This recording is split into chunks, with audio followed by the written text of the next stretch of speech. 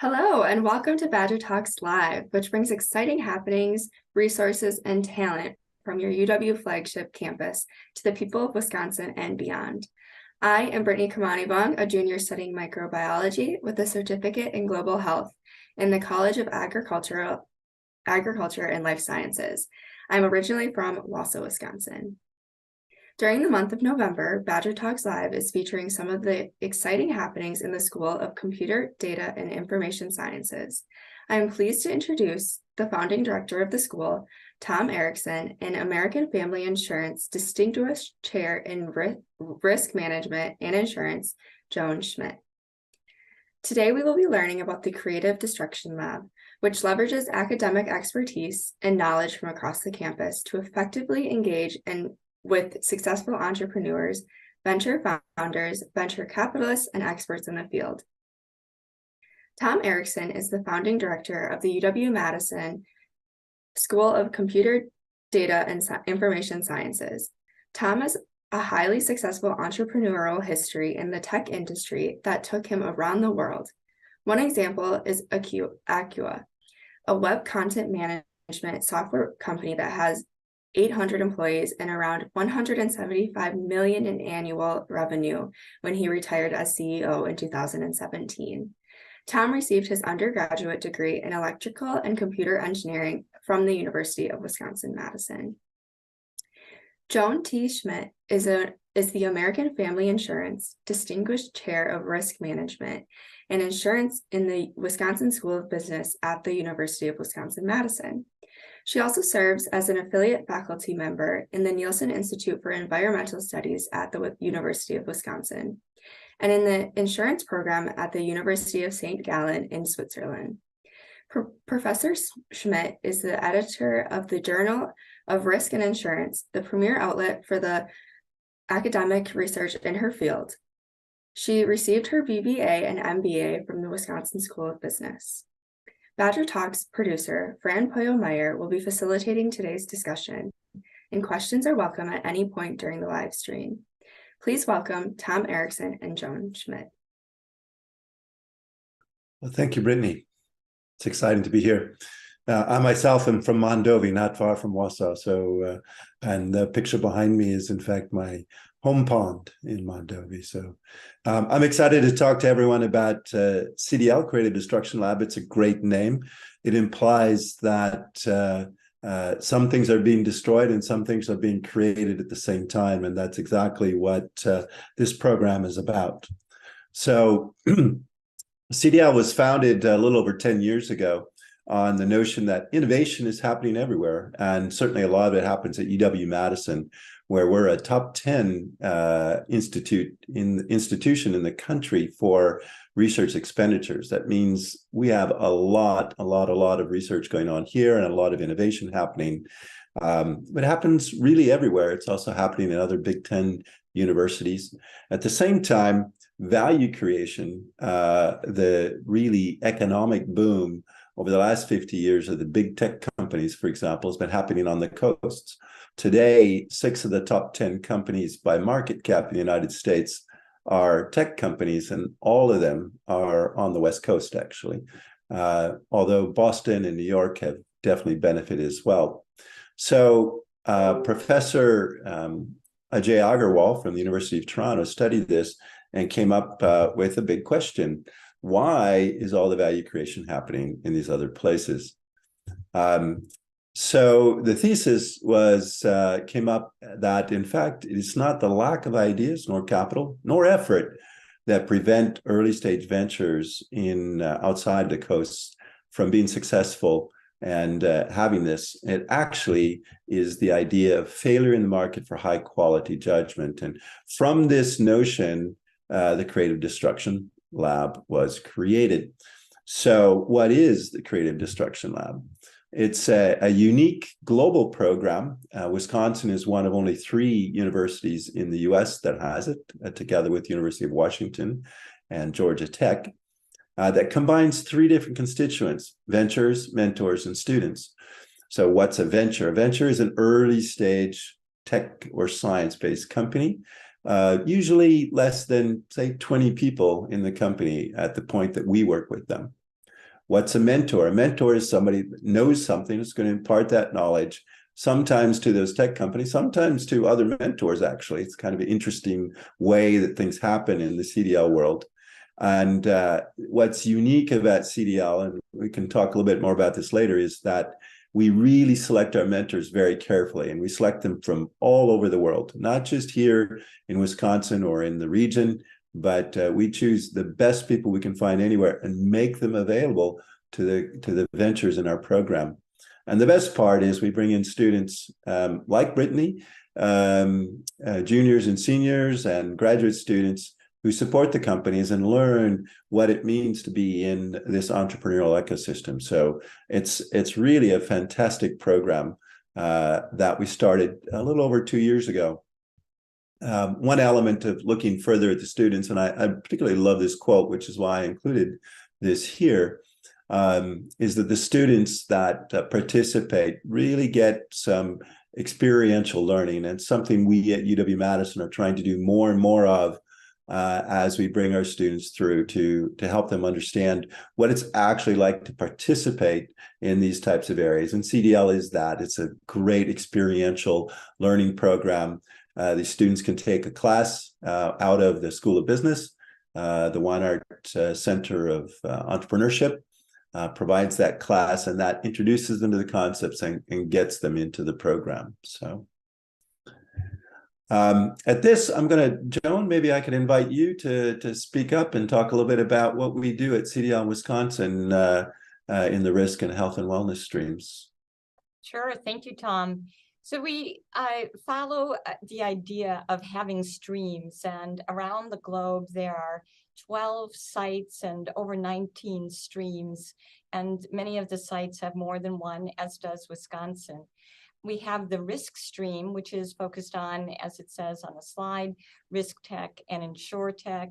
It runs the gamut from organizations that work on making insurance more affordable by using AI and machine learning to undertake initiatives that otherwise would be much more expensive, to mushroom companies, and having those mushroom companies, the mushrooms eat toxic waste and turn them into industrial products. So it's a wide range of areas that fit within the risk stream. The intention, the stream thesis, is to help society manage risk. Health and wellness, we began because of the great work of Richie Davidson in wellness and the recognition that Wisconsin has tremendous ability in wellness. So we're trying to find ventures that are interested in preventing loss and keeping people healthy rather than just dealing with the issues once they become sick. At this stage, the wellness is a part of the stream, and so we have other areas as well. We focus on digital health. So those are the two focus areas of the ventures and the mentors in our two streams. And just to give you an idea of the ventures that have been through our program, at the end of the first year, so this is, as Tom indicated, this is our third year in operation, just the second year for the health and wellness. And at the end of the first year, we had 8 ventures that graduated. 4 of those were Wisconsin-based, and at the time, they had raised $24 million. They've now raised in excess of $100 million. So we feel really proud of the mentoring that they've received and their ability to scale up pretty quickly. We also have a tremendous group of mentors, as Tom indicated. Some of them are from Wisconsin, others from the coasts and other areas of the United States. We also have mentors from outside of the United States. So these companies are fascinating. Hazard Hub has probably been the most successful. They were sold to Guidewire just after the program ended, and they generate data on potential loss areas, and those data can be used by insurers. And then we have TrustLayer, which offers an opportunity to implement mechanisms to provide certificates of insurance much more cheaply than they would otherwise. Minerva has been incredibly successful. They find fraud in financial transactions, and they do it within seconds by combining millions of pieces of data. So I think you can hear that data tends to be a key component to the stream. That's true for the health and wellness as well, and that many of these ventures have been quite successful. Thank you, Joan. CDL, I do want to add here as we wrap up this part of the conversation, CDL is a nonprofit. This is something that makes us pretty special. We receive no state funding. It's not funded through the campus either, and relies on the generosity of our partners. So I want to acknowledge those partners here, especially American Family Insurance, who really is the founding partner for us and really introduced the concept of Creative Destruction Lab to us, and has been an amazing partner in building this program and building the community around it. Our other sponsors include Tokyo Marine Insurance, Exact Sciences, Wisconsin Alumni Research Foundation, or WARF, and HealthX Ventures. And we're really grateful for them because without them, we wouldn't be able to run this program. The interesting thing is that ventures are not charged in our program, and we don't take any equity in them either, which means that it's really no conflict with the ventures in terms of the price they have to pay to join our program. The program itself has some interesting twists to it. So ventures have to take serious attention, or they can get voted off the island, so to speak, during the program. So by entering the program, you're not necessarily going to finish the program, but on the other hand, through the generosity of our partners, we're able to allow them to be part of the program. And our mentors also receive no compensation. I really want to recognize them, giving their personal time. They are amazing people, founders of the company. Joan mentioned Guidewire, which is a very successful public company worth billions of dollars. And the founder of Guidewire has been just an amazing mentor for us in this program. And as an example, the founder of HealthX as well, Mark Buck, and a great Wisconsinite who contributes a lot back to the community. And we just have dozens and dozens of these people. So we're grateful for them. So that kind of wraps up this part of the presentation. We're really going to open up for Q&A at this point. So great. Thanks so much, Tom. So many moving parts and pieces to this project. So kudos to both of you for doing such an incredible job and making such impact when there are so many pieces to this program.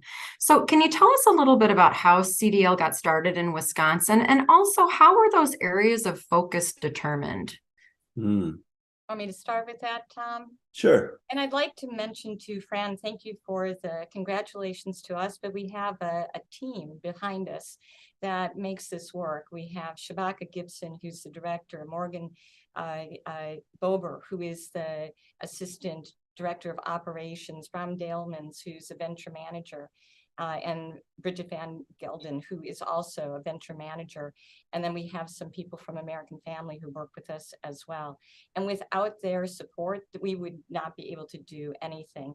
And we also have a number of moderators who work on the Creative Destruction Lab as well. Jignesh Patel was my partner for the first 2 years. He's from computer science, and that's something that is unique about this particular site, that we are a joint venture between business and computer science.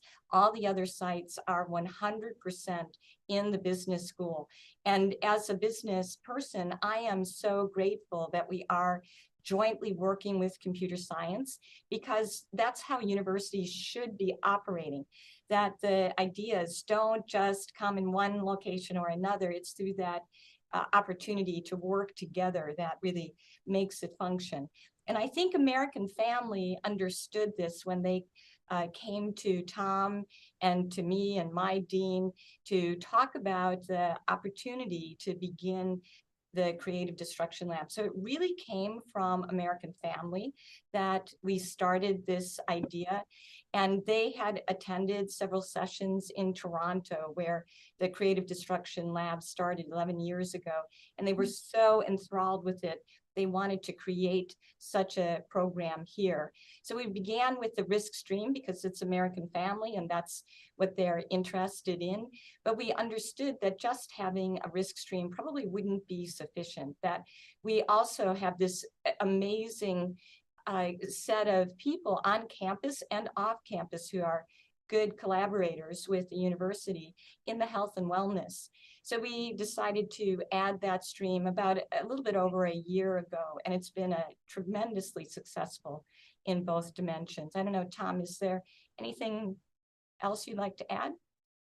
Yeah, I'd like to say that we get so excited, in fact, by the excellence we have at the University of Wisconsin, which is something as I joined my alma mater just 3 years ago. I was talking with people from other leading universities across the country, and they said, the one really special thing you have excellence that's just everywhere. You have a medical school that's great. You have the Ag and Life Sciences College. It's amazing. Your engineering is amazing, and that's just something that's not true of other universities across the country, which is maybe one of the reasons why in the Washingtonian last year, we were named the #1 public university in the country.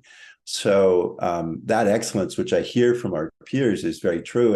And so when we go to that, Fran, of the decision of choosing what's our next stream going to be, it's a really difficult decision because there's so much excellence. We looked at ag tech. Do we want to do ag tech or do we want to do something around cancer, or do we want to do just so many options? And it's a really, really difficult decision. And I think to be honest with you, if we could find more partners, more people that would want to say, hey, we want to do more of this, we would just expand to create more programs around all these amazing excellence areas that we have. So great. So in summary, the answer is you will all be expanding eventually. You just need to find the right partners in the right place, which is great because it's a fantastic model.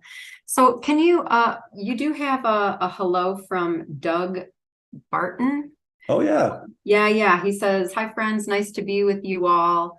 As a WSB alum, really proud of the foresight to pull across the UW-Madison colleges and schools. Tom's work in CDIS really stands out too. So thank you, Doug. So can you talk a little bit about this program? Really is the Wisconsin idea in action. Can you talk a little bit about that? How does it fit in with the Wisconsin idea, which I think everybody's familiar, but education should influence people's lives beyond the boundary of campus and the classroom? John, you want to start with that as well, or you want me to? Why don't you, Tom? Sure. Well, I think first and foremost, as an alum coming back to campus in the rather unique position I have, I haven't spent my life as an academic. I've spent my life as a business person. Coming back, one of the really big things that I wanted to do was make an impact in areas where I felt the state would benefit. I'm a 3rd-generation Badger. I'm a 5th-generation Wisconsinite.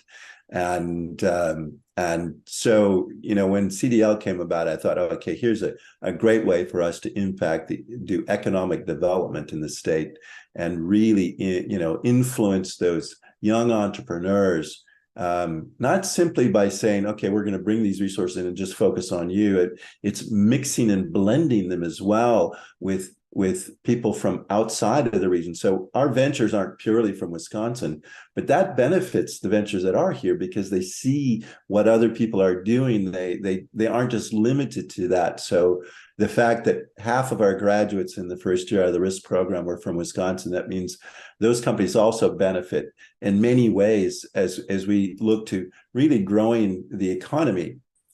But it doesn't just stop there. I'm sorry, I get really excited by this.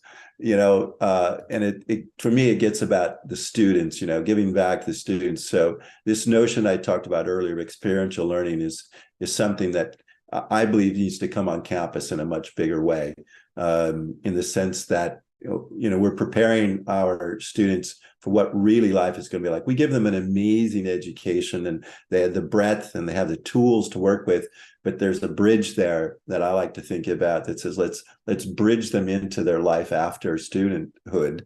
And CDL starts to do that with real life people and exposure.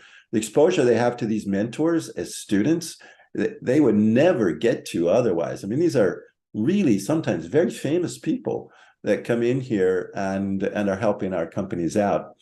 And last but not least, the mentors that we have. So we do this blending of mentors from regionally and mentors from outside the region. And those mentors themselves are learning. It's not just the students or the ventures that are learning. The mentors learn from other mentors. And it's just becomes this amazing ecosystem of exchange. Intense. It's very intense. The day when you get finished with the day, it's like, oh, I need to rest. There's not really any time to say I'm going to do anything else tonight. It's like, let me rest. But it's a lot of fun and we really enjoy it. So prior to the live stream starting, I heard Joan mention to our student introducer, Brittany, oh, you need to participate in one of these classes. So just to be clear, these classes are open to any student on campus. You don't have to be in the School of Business or a computer science student. Thank you, Fran. That's what I just wanted to mention, that we seek students from across campus, from engineering, from the medical school, from computer science, business, but anyone who is interested in entrepreneurship should consider this class. And we understand that some students think, oh, I don't have any business. How am I going to handle that?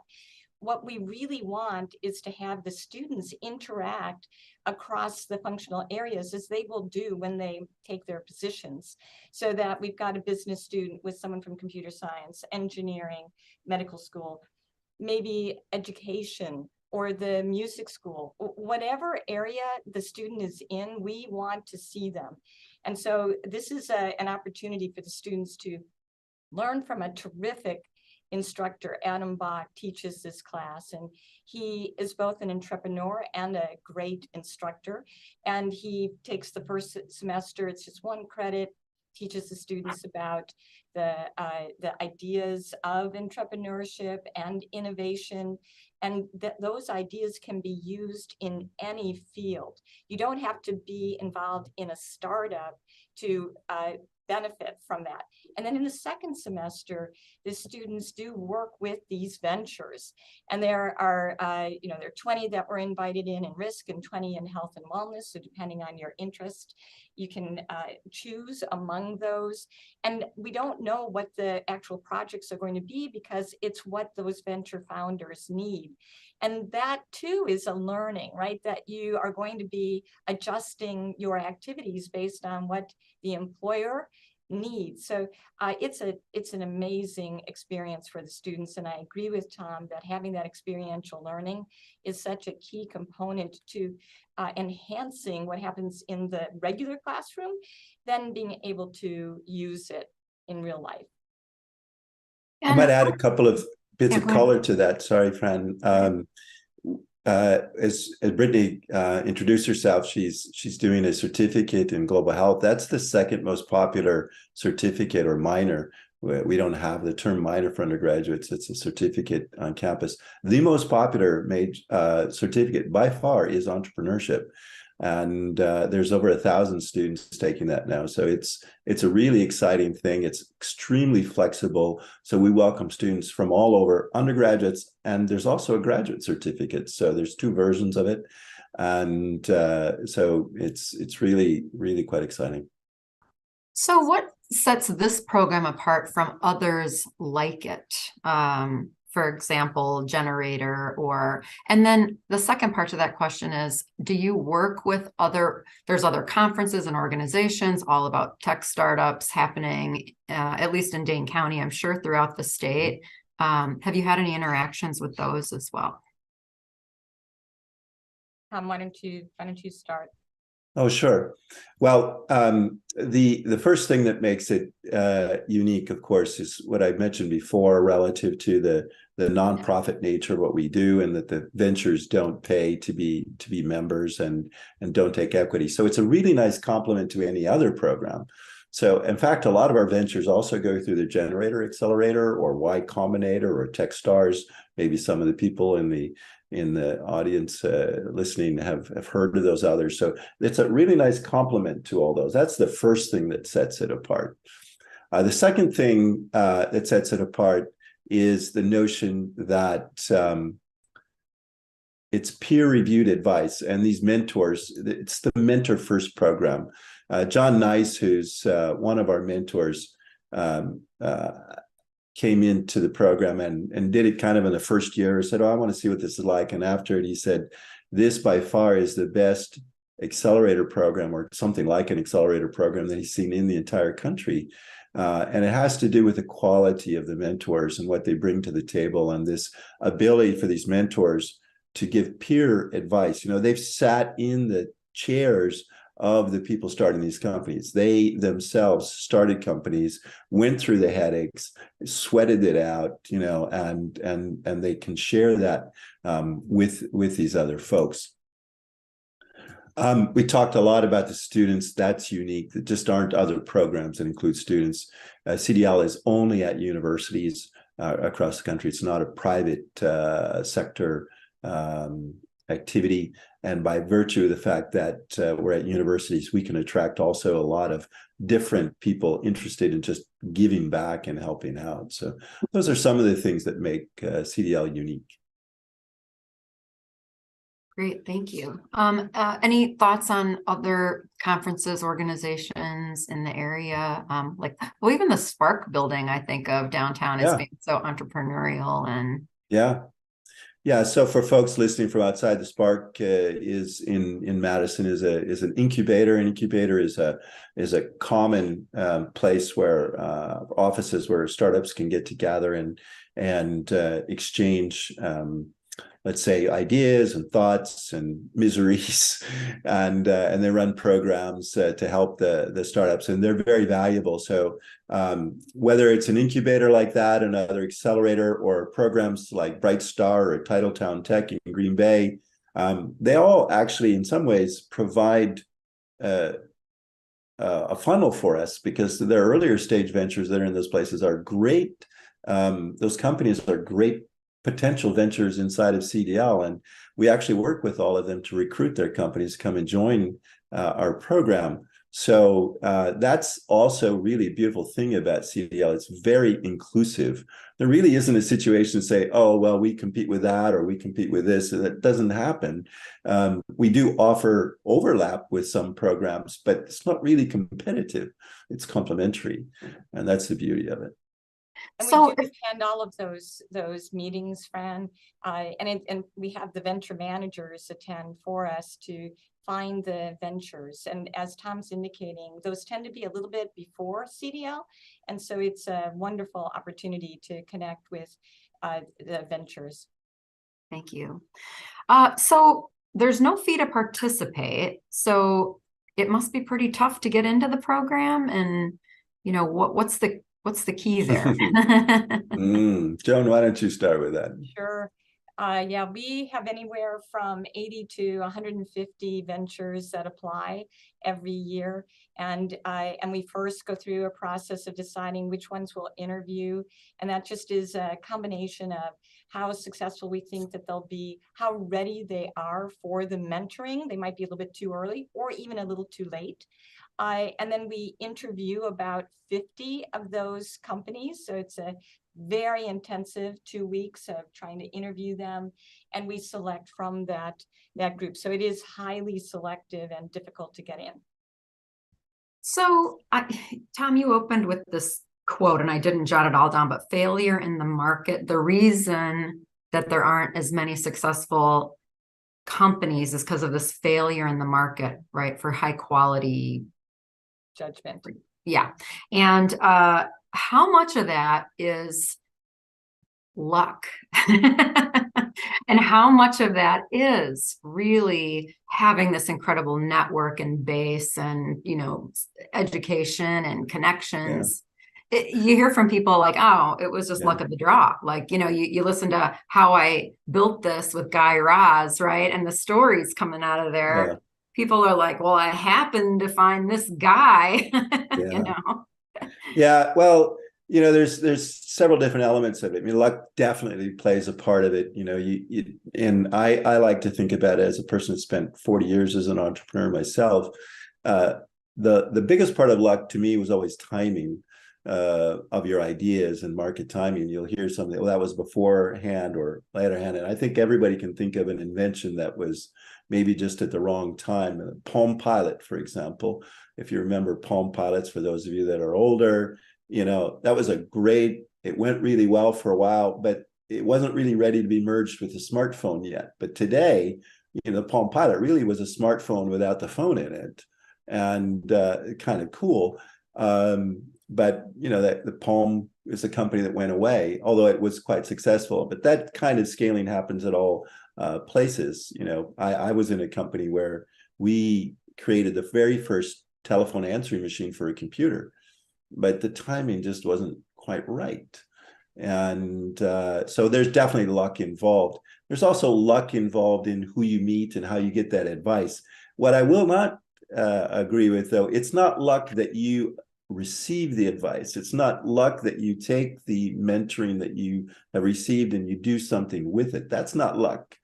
That is the skill set of the entrepreneur who says, all right, I'm going to receive this. I'm going to digest this information in this way and take these actions as a consequence of that. So, and the quality of advice that you get isn't also luck. Sometimes you have to make your luck. You've heard that term before. You have to make your own luck. It's you have to be persistent, just really persistent. And so you'll get lots of advice and lots of bad advice. And your job is to figure out how you're going to follow that. And our job as the leading CDL in Wisconsin is to make sure that the quality of the mentors are there, so that there's very little bad advice. Now, we can't say that there isn't any bad advice. We can just say we're going to minimize, or hopefully minimize, the amount of bad advice. So I mean, that's one reason why we tend to have 30 to 40 mentors at every session, so that there are multiple people with different experiences who can offer their advice. I've never seen them disagree vehemently. There might be slight disagreements, and I consider that to be positive, because there should be some difference across the mentors. We just had our first in-person session, and it was wonderful to hear them interact with one another. One mentor would make a comment and then ask another mentor to speak about that idea. And then they were laughing together, and they were meeting with the venture founders at breaks. So it was a really terrific opportunity. And I agree with Tom that there's always luck, but not luck in the opportunities that we offer to take that advice. I do want to mention, because it feels a little bit lucky, the first investor in Zoom is one of our mentors. And I think he was a little bit lucky that he invested when he did, but that was also showing his thoughtfulness to take a chance on an area that at the time did not seem like it was going to be big. Wow, pretty interesting stuff. We have a little comment in here, Tom. My first Palm Pilot was from 3Com, before Palm. Yes. All right. So as we wrap up our conversation here, can you give us a little detail on just sort of the logistics? The program runs from when to when? How do companies get involved if they're interested? And then maybe talk a little bit about what's the graduation rate coming out of here. Want me to take that, and then you can fill Please. in? Sure. Yeah. So we start seeking the ventures in April or so, and that's just trying to curate. We're actually starting now to find them for next year, but we understand that we don't know which ventures are going to still be here, or if they're going to have a lot of success and be beyond CDL. But we are starting that now. We'll start in earnest in about April.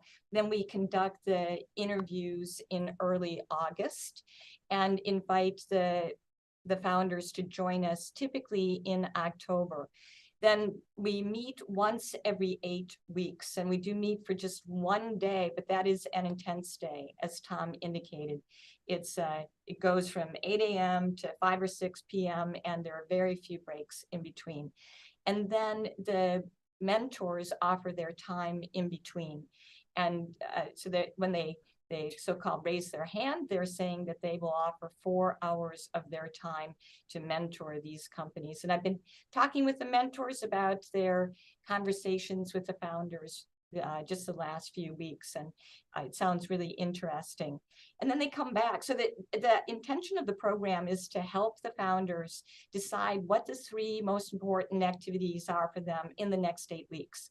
Because the founders have so many ideas coming at them, they don't know necessarily which is most important. And that's what the day is supposed to accomplish, that they have their 3 most important tasks before we meet again. And then we do that again and again. We typically have about 40% or so, or maybe it's 30%, 30 to 40% that graduate. I actually think that's a pretty good percentage, because we are pretty tough on the founders, and we want to make certain that they take the advice and that they will be successful. Yeah, great. Go ahead. I might add something else on the application side. So, I'm very keen on as many Wisconsin companies participating in CDL as possible. Yet I understand we only have 2 streams. We don't have a generic stream for just any companies, and some sites do. But anyone applying to CDL can go in and choose a different stream. It doesn't have to be Wisconsin. So I really encourage those entrepreneurs that might be listening now, or spreading the word to those entrepreneurs, that just come to CDL anyway if you've got an early stage venture, whether it might be in blockchain, or that could be in ag tech, or you're interested in climate or oceans, or any one of these other very, very diverse streams, e-commerce. There's an option for everybody. And because some of the sessions are in person, you may have to travel a little bit, but these days we're hybrid for most of the time. There's a great opportunity for Wisconsin companies. So you can just go to creativedestructionlab.com and you will find all of the streams and information about how to contact them. And if you're interested in health and wellness or risk, you can always reach out to me and I'll get you in touch with venture managers as well.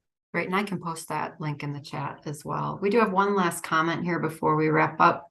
I hear the comment, it's a solution in search of a problem. How do you link the solution to a wide range of problems so it finds the best fit? I'm not sure how to interpret that. Yeah. Brian, if you want to elaborate on that a little bit more, we're happy to address that. Yeah, I'm not sure I'm understanding the question. Well, I just want to thank you both for sharing this information with us. What an incredible program that touches so many parts of the state and the nation, and really appreciate you sharing it with us today. Thank you so much.